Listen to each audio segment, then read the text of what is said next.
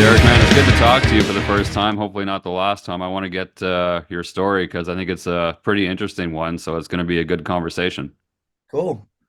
Let's start at the beginning before we talk about the new stuff for people that don't know the band. So, Babylon AD, you guys first met the original band in high school, right out in Northern California. That's the first professional band you were in was, I guess, the Persuaders and then Babylon. Is that, give me the timeline kind of thing?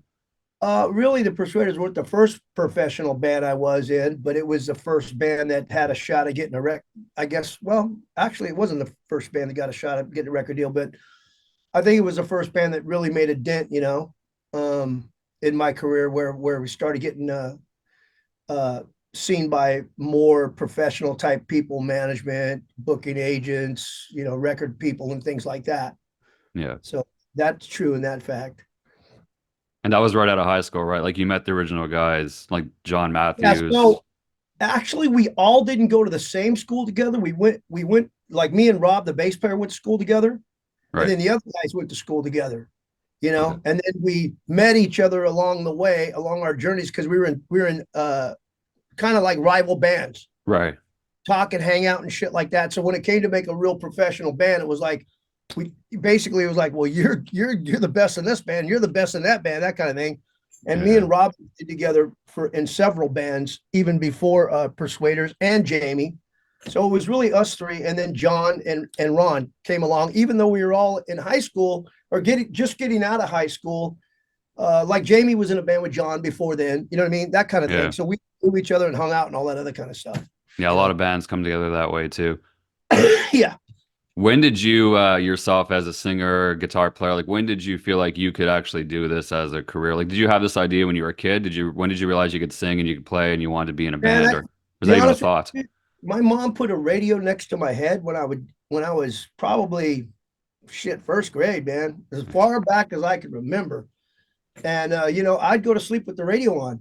And for some reason, I just imagined myself on stage singing or playing guitar or playing drums or whatever. And it was just always there, as far back as I possibly could remember.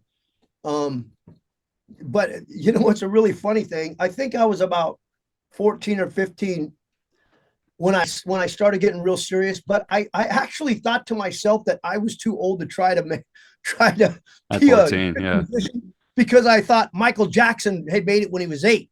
Yeah, So in that's my true. mind, if That you was your make it point when of you're reference, eight yeah. years old, in my mind, if you didn't Yeah. make it by you're 8 years old, it's like you ain't gonna make it. You know what I mean? Yeah, nowadays that's true. I If you're was like 8 or 9 years 14. old, you're too old. You're too late. I thought I was too old because You like missed it. the Osmonds, they were 8 years Yeah, old. yeah, that's And true. I was like, I didn't make it. Now, It's too late. You got to wanted do to something since I was else. 8, Yeah. but I didn't do nothing about it till I was about 14. Got to get a construction job or go sell gas or something. Exactly, man. I'm sorry, I Exactly. got a little bit of a cold. No, it's okay. Well, I hope you're going to be feeling better coming up in a couple months or a month. So hopefully you Yeah, I get mean, past it. it's been 3 weeks. It's been kicking my ass. Yeah, it So hangs around. The eclipse or something like that's going around. yeah, maybe. Yeah. So I want to talk to you a little bit about John Matthews. He's in the band now. He was the first guitarist before De La Rosa, before Danny. I've always wanted to ask you this question. Was John on the first record or was it always Danny? How did he kind of come in and out of that first music? Like on what's on the debut? Is he on there or no, John? Yeah, so John played on 2 or 3 tracks on the first album, rhythm guitar and some lead squeals on Hammer Swings Down and stuff like that. Yeah. What happened was John was the original guitar player in the band, and Danny and John played together in a band. You Okay. know, so Danny was like part of our group too. I would say there's about 10 players that are all like part of our group of people that we all hang out with, and we still play with today Okay. in various Wow. projects and things like that. Still today, you know what I Wow. mean? That's good. So, what happened was, you know, we started writing songs, we demo tape songs and everything like that. And, we got our record deal and we were together for about 3 years before we got actually signed our record deal. And John was all a part of that. And we had moved down to Hollywood and we started living crazy like the Hollywood lifestyle, man. We were 5 young guys and 3 guys in a road crew that all lived in a 1 bedroom apartment on St. James Street in Hollywood Boulevard. Yeah. And it was just fucking mayhem, every single night, Sunday, Saturday, it didn't matter what night it was just mayhem. You know what I Yeah. mean? Late And we 80s. Oh yeah. got fine. So, it's like, I mean, it just goes to your head. All you do is party. And we were already pretty much party crazy freaks anyways. But so what happened was when we went in the recording studio, All of us did our share of partying, but John just kind of kept it going to where we're in the recording studio and we're paying, I don't know, shit, $500 an hour or something.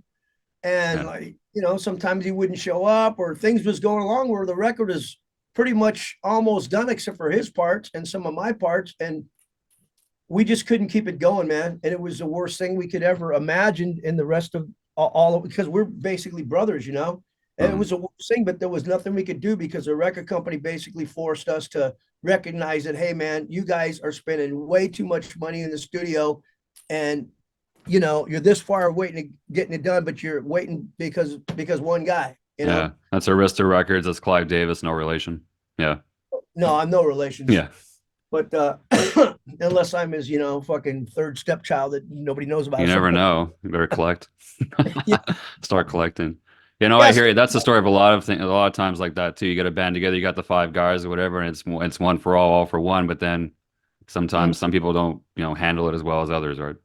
Well, it was a lot of pressure, and it was a lot of stuff just goes to your head. And plus we partied every fucking night. I got to tell you, we got in a lot of trouble even in the recording studio. The producer flipped out, and the record company flipped out. You guys are partying too much. You're not getting, you're not taking this serious. That kind of shit. We had that old little talk thing, intervention that came down.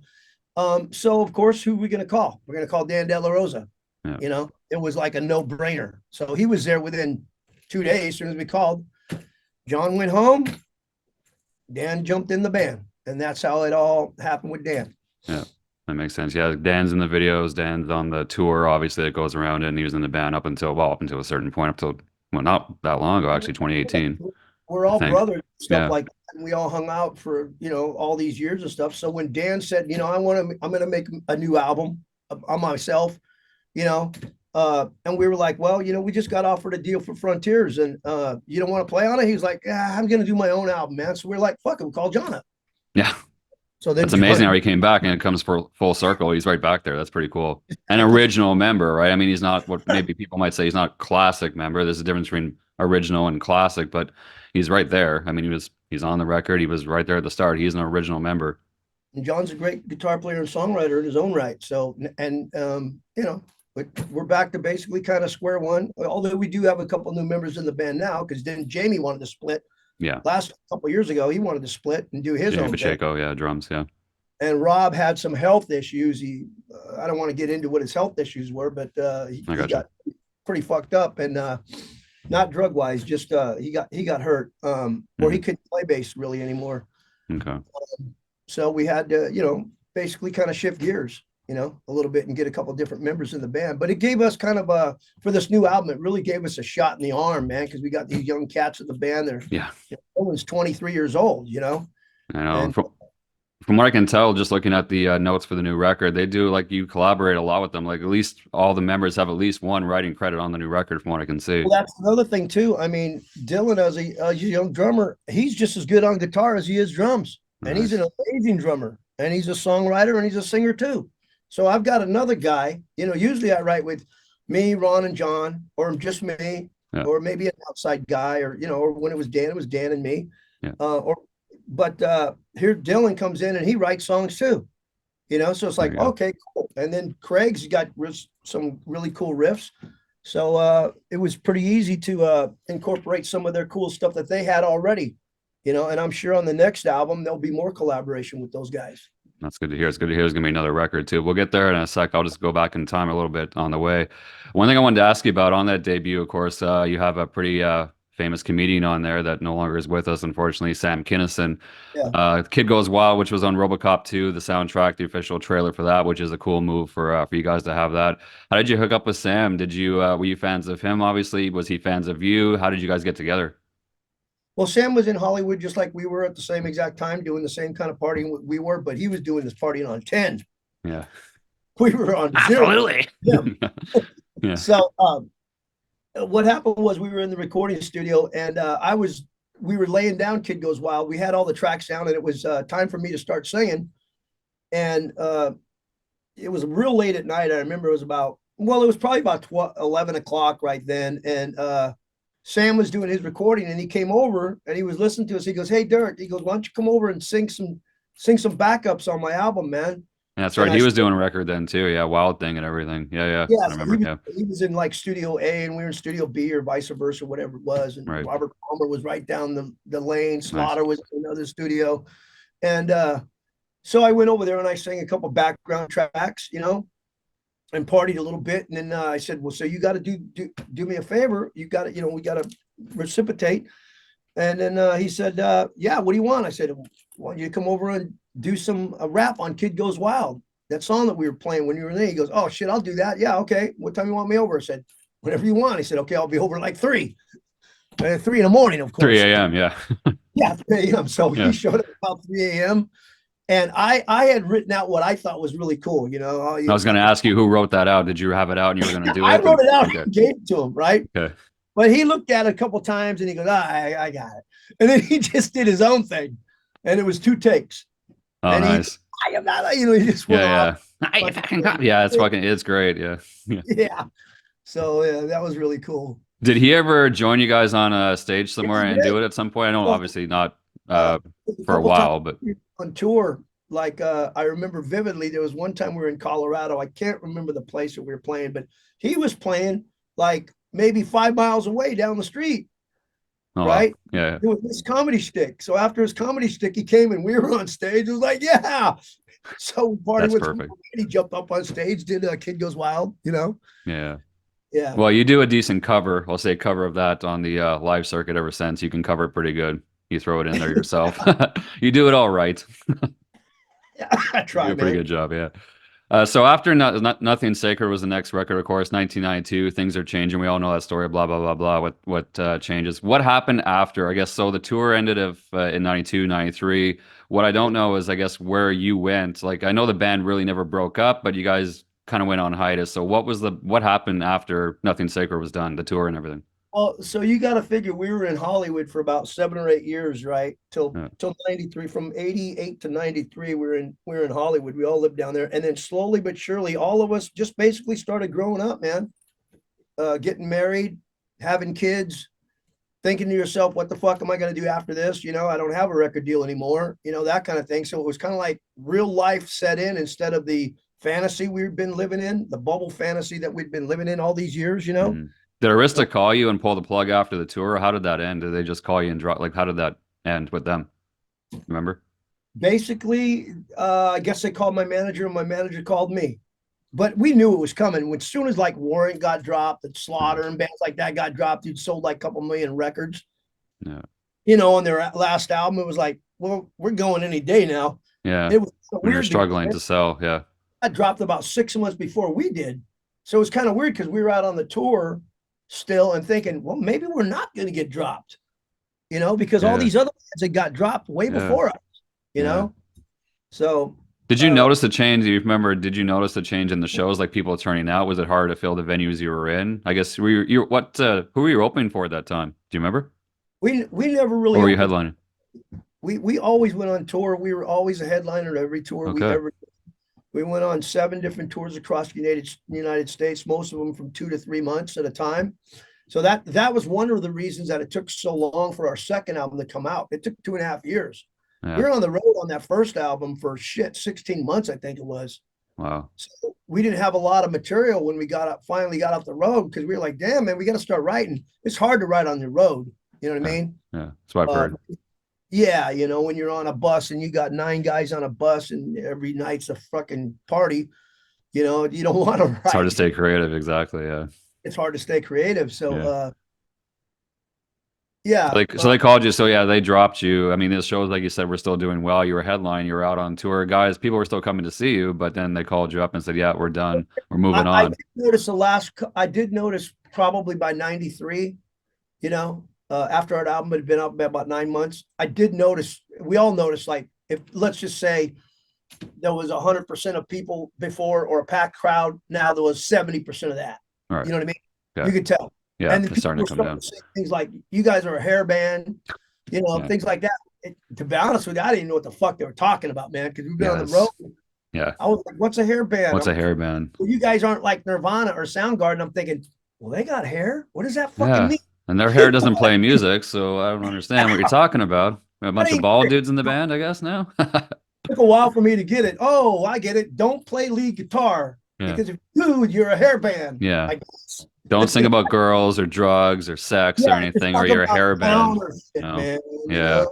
Which Yeah, which is funny because Nothing's Sacred, which you know full well, you wrote it. I mean, a lot of those songs on there are definitely unhair if you want to go that way. I mean, songs like Redemption, So Savage the Heart, Blind Ambition. Like there's a bunch of songs on there that have some pretty serious topics. I mean, Redemption is a big one for that. we get our plaid shirts on quick enough, man. Yeah, you That, couldn't just get it. Yeah, exactly. You gotta get the tee on, the plaid shirts, and your big old Doc Martens. yeah, Start staring at your feet and just don't look at the crowd. yeah. Oh, that's too bad. So we're coming out to the point where I got familiar with your band, which would be the late 90s. I came late to the party like most people did, unfortunately. But what I recognized the first thing when I listened to your band, I'm not just saying this because you're here in front of me, it's because your voice was unique compared to other people from that era. Like, I mean, a lot of that stuff, let's be honest, kind of started to sound the same. There was a lot of kind of similar sounding singers that kind of I all know. tried to sound the same. What I noticed was the tone and timbre of your voice, like I said, and it kind of stood out to me. So when I got the debut record, which was actually on cassette in 2000, you were probably just releasing another great record that people maybe forgot about, American Blitzkrieg, which to Yeah, me that's was very nice. fantastic. Production wise, maybe not so much, but it sounded great. It sounded like the debut, but more Yeah, advanced. the songs they had really great songs on that. That one was the first one that we produced all by ourselves in our own studio. Right. So it was like very limited at the time, you know what I mean? Yeah, And it like adds to the sound though. I know it sounds different. I'm not bagging on it. It sounds great. I like it for what the songs are, the way they are. It yeah, still sounds great. just kept it kind of raw. Dan on one Yeah, side, Rock on one side, and just the band. We didn't add a lot of shit or anything like that, you know. yeah, yeah. That's when I jumped on the radar, and then I think you did a live record before that, In Your Face, off the top of my head. I think that's what it was called, the first live record. Yeah, Okay, and then so after that, you guys went away for a little bit again before the next record. So again, after American Blitzkrieg, we know obviously that was a really different time. What happened to you specifically? I know you did some solo stuff, but what happened to the band, or what happened in your life? I guess in the time between you got the band back together again. well, I just kind of went off like into like a blues kind of thing. I played with this band called Moonshine for a while, you know. I did that. I did and I did some other bluesy type of stuff. You know what I mean? I played around the Bay Area as a solo artist, and I wrote a lot of songs and just kind of concentrated on myself for a while. You know what I mean? And played with some different friends of mine, things Mhm. like that. Always knowing that Babylon ID could rear its head at any time. You know what I mean? But it just seemed to me like around say 2002 to 2010 maybe it just didn't seem like the music scene is even like it's even a quarter like it is right now for our kind of Mm. band. Yeah, It seemed like there was no appetite. yeah.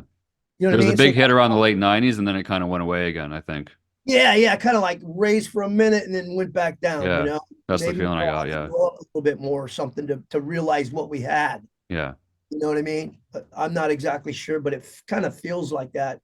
You know. yeah. But yeah, so I just experiment a lot with a lot of different types of material and wrote a lot of different types of songs instead of just all rock. You know what I mean? Blues songs. I wrote soul songs. I wrote some industrial songs that nobody's really ever heard except for Oh, a wow. handful of people. 9 Inch Nails type of shit. You know what I Oh, mean? nice. Really stretch yourself out. Yeah, I just experimented a lot, man. I listened to a lot of different shit. No, that's good. That's good. When did you finally decide to, was there someone or something that kind of dragged you back into doing something under Babylon AD banner, or what made you decide to finally Well, just play some shows? Did someone offer yeah, you? yeah. People started offering us shows around 2014 or so. People started offering us some shows. We were like, so hey, you guys want to play some shows? Yeah, we went to Europe and did a mini tour, and then we played Monsters of Rock a couple of times, and or the boat, Yeah, the cruise. Yeah. the cruise, and Yeah. we started doing some festivals and things like that. So it was like, well, what the heck, let's just got nothing to lose, just keep on writing and working. Yeah, And then exactly. Frontiers Records offered us a deal in 2017, and we did that album, Redemption Revelation. Highway. Revelation Highway, sorry. Yeah. Yeah, Are and you happy with that record? Had like I heard a few to be transparent. I haven't heard all of it. I heard maybe Rags to Riches and 1 Million there's Miles. But are you happy with that record? How it came out?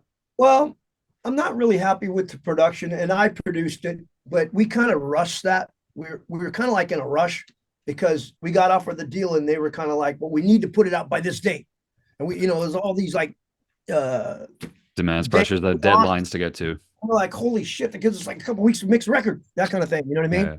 And so I wasn't really happy with some of the stuff on the record, but there are some gems on there, like 1 Million Miles, Crash and Burn. There's some good fucking songs on there. You know what I mean? Hmm. Then there's a handful of songs that we'd written.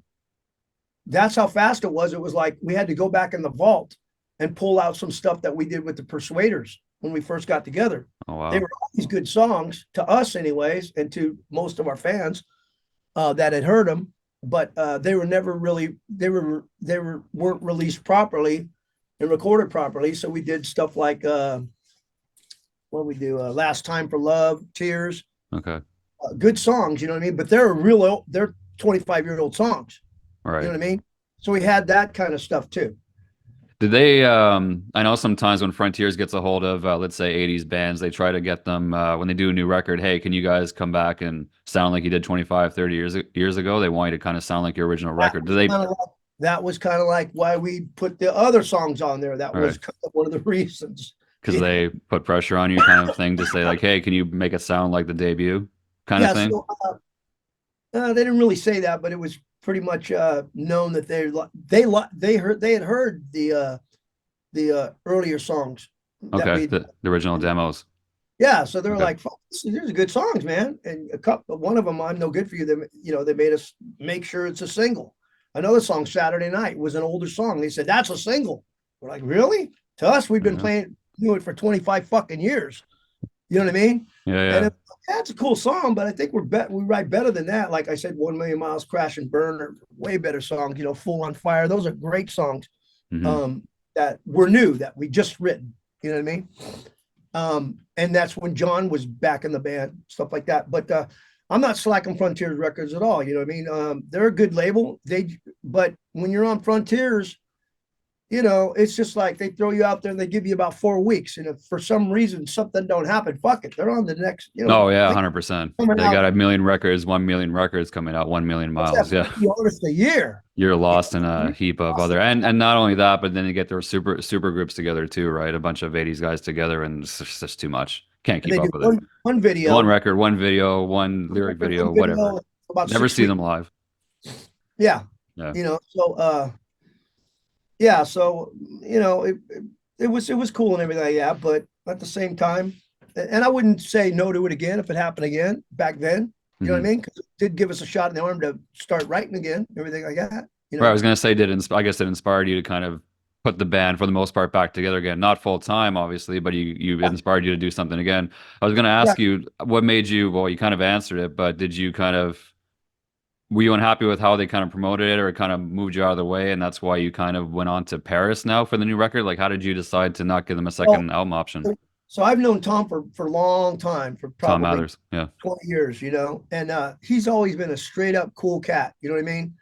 And one thing in this business, man, and when you meet people that are honest and are basically man of your word, if you say something, you don't even need a handshake deal. You just know. And then the person delivers and you deliver. After a while, you start building a bond. And now Tom might not have the apparatus that a Frontiers does, but he's a one man with a few people working with that are hungry. Yeah, it's hands on. It's a big deal compared to people that are just doing their fucking job. Yeah, absolutely. You know what I mean? I do. So that's why we went with Paris, and we could have shopped around and all that other kind of stuff, but it was like, no, man. I told the guys, no, we're going to go with Tom, because Tom gives it 100% of his life. He's up every day, 5 o'clock in the morning, working for this band. We're not going to get somebody else like that at a record company. Yeah, no, absolutely. Did you start writing this record and then brought it to Tom, or he signed you guys and then said, okay, I want a record? How did, what came first, the apple or the chicken or the egg? Well, Tom called me about a year and a half ago and said, hey man, have you guys got anything in the vault left or whatever? And I said, well, I've got the damn vault hasn't not been cleaned out already. Yeah, exactly. Yeah. Like, let me think. What do we any have? more old songs from 25 years ago? I got one I started when I was 8, if you want to hear that. My Little Pony.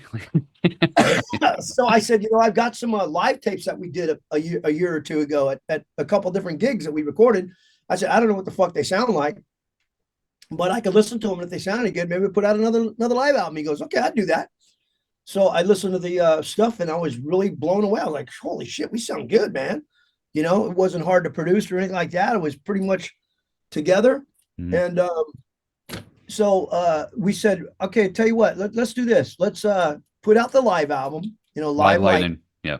uh-huh, with all the classics. And at the same time, I had already had a few songs in the can already that he'd heard when, and I was thinking about doing another solo record, but it's a hard rock solo record, right? Yeah. So uh so we started writing, and we use that as kind of like a bump to let people know that, hey, Babylon AD is back. Uh-huh.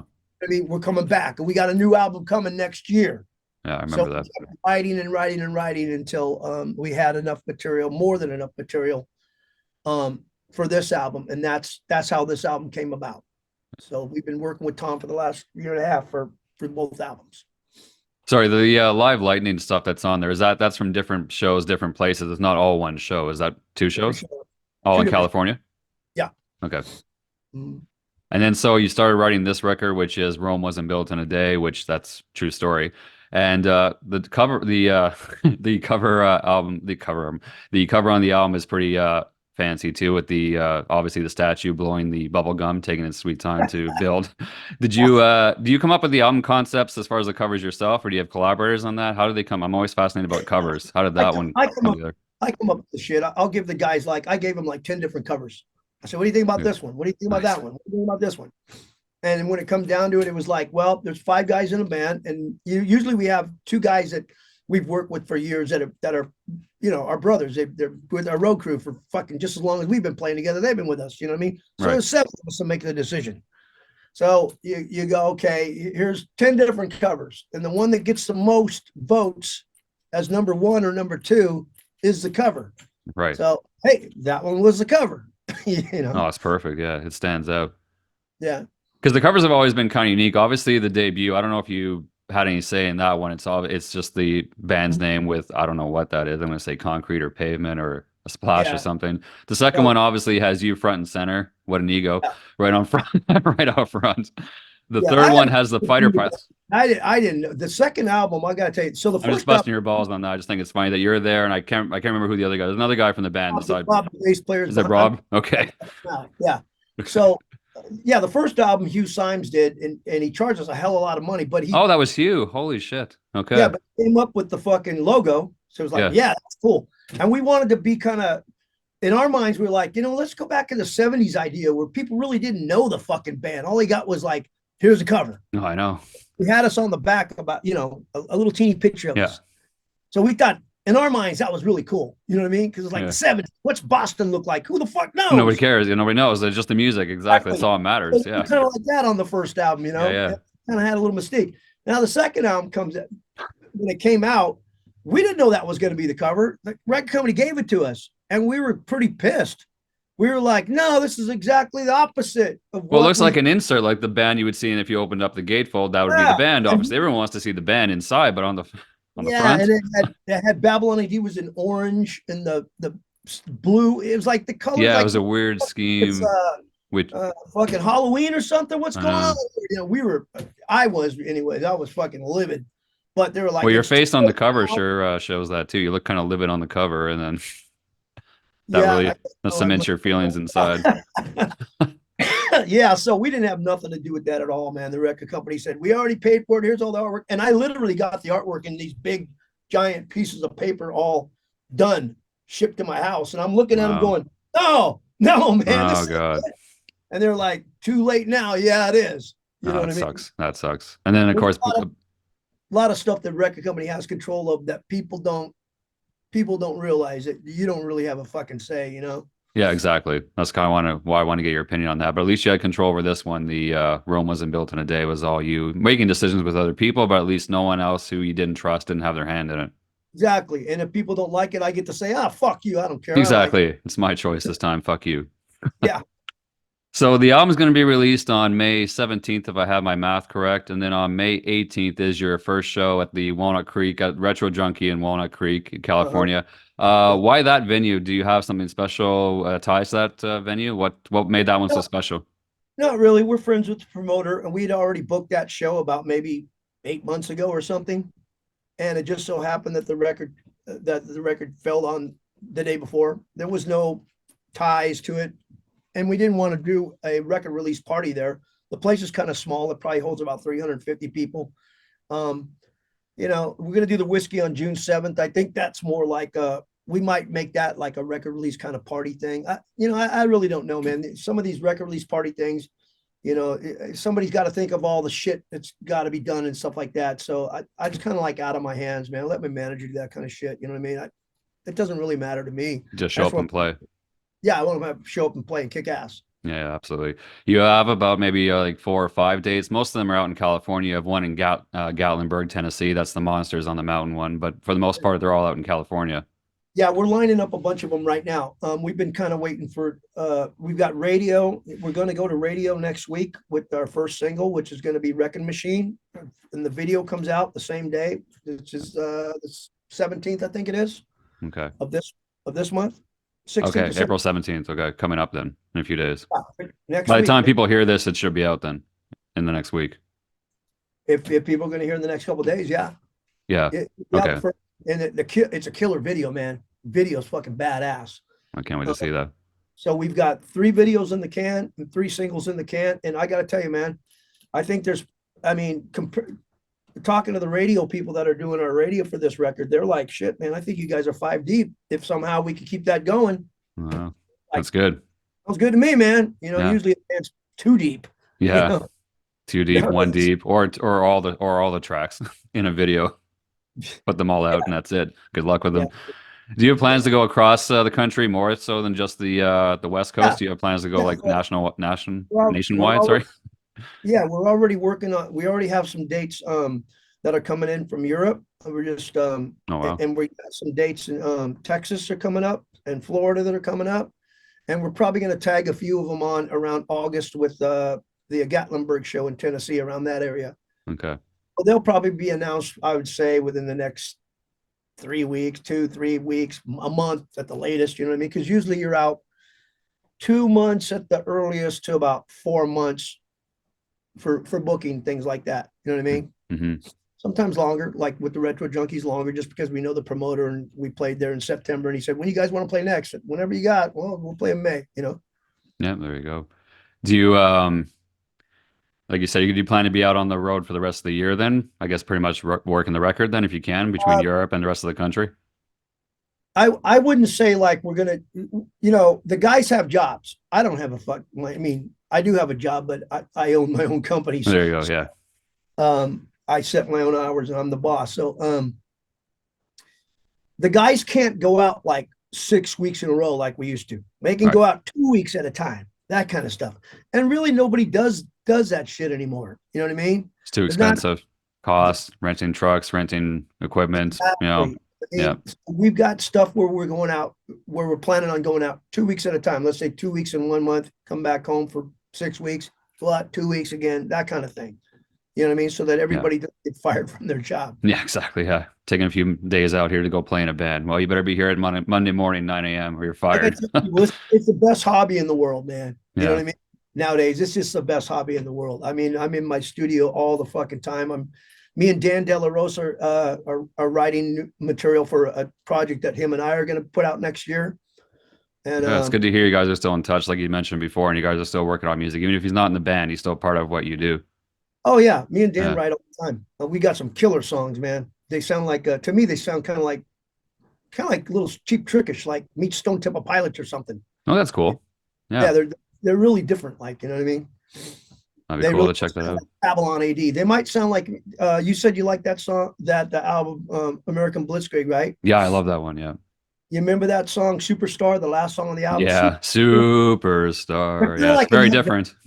They're kind of like in that vein. Okay, I wouldn't hate that. That'd be pretty cool. Like, yeah.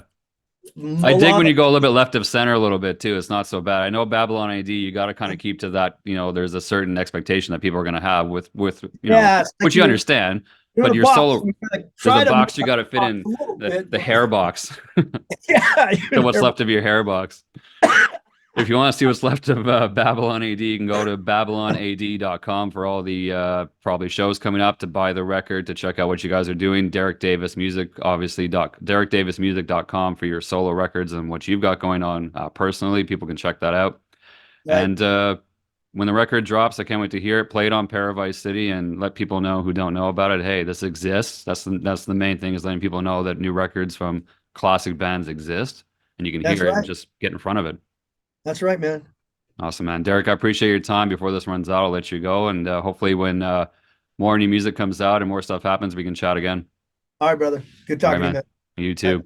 When it all comes down, crumbling around, roll back.